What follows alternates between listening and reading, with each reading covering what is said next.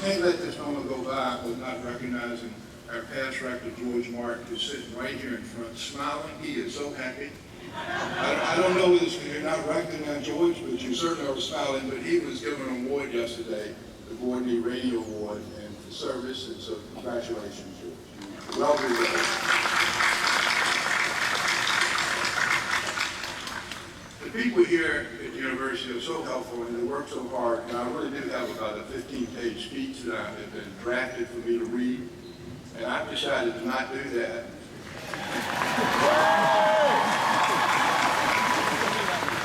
But I thought I would take just a moment and when I was reading the speech and making a few corrections, which I'm not going to give to you, I thought about when I was graduating from college. And it was some 54 years ago, so it's been a lot that's taken place. And I jotted down some of the things that I remember at least were going through my mind. And I thought I would tell you what those 5 or 6 things were, at least for me. And then I'll jump forward about 4 or 5 years and tell you maybe how some of them worked out. But the first one that I remember was I was so glad I didn't have to take any more exams, any more tests. I really did. I was going out. I was an engineer, and I think all they like to do is give you tests, and then exams weren't enough. I truly was worried about my friends, because we had been together for so long in one location, and now we were spreading out. And I just thought, and I remember, how do I keep up with all these great people that I've known? I happen to be one of, like the 63 that Terry mentioned. I was going to the ROTC. I was an ROTC graduate, and I was going into the military, and I had no idea what that was. That was back in what was called, quote, the Cold War, and Vietnam was beginning to heat up, and so it wasn't a very pleasant time. But that was all just sort of a concern about what in the world's going on. I didn't have a job because I was going into the military, so I really didn't know what my career would be. It was sort of unsettling, and I don't know how many of you graduates will today have to start providing your own welfare, but I had to sort of accept the fact that I had to pay my bills when I finished.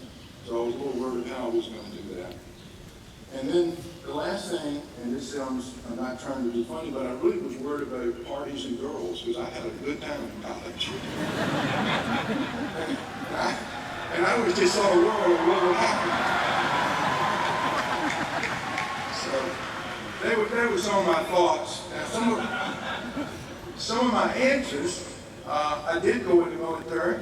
I was stationed in Germany, and I spent almost 20 months there, and I learned one heck of a lot about the rest of the world. We have the internet today, but if you go back 54 years, people didn't know that much about the world. I debated whether I'm going to say this because y'all could think I'm a bad person, but I learned how to play cards pretty well in college, and I actually doubled my income playing cards when I was in Germany, and I used that to travel, so I saw all of Europe 2 and 3 times during 20 months. I did make a living. They actually paid me to be a lieutenant, and I actually bought a sports car, so I felt like I'd accomplished something. And believe it or not, while I was in Germany, I decided I wanted to go back to school. And that's how I wound up here at Dartmouth, because I figured that the tests weren't so bad, exams weren't so bad, so I came back. I made a lot of friends, both in the military and at Dartmouth, and we remained together for years. And the last thing I want to let you know about the girls and the parties, I did find a girl, I did get married, and we'll celebrate our 50th anniversary. Wow. Very sweet. And it's with a great pleasure that I'm going to introduce the speaker. She is a wonderful lady, and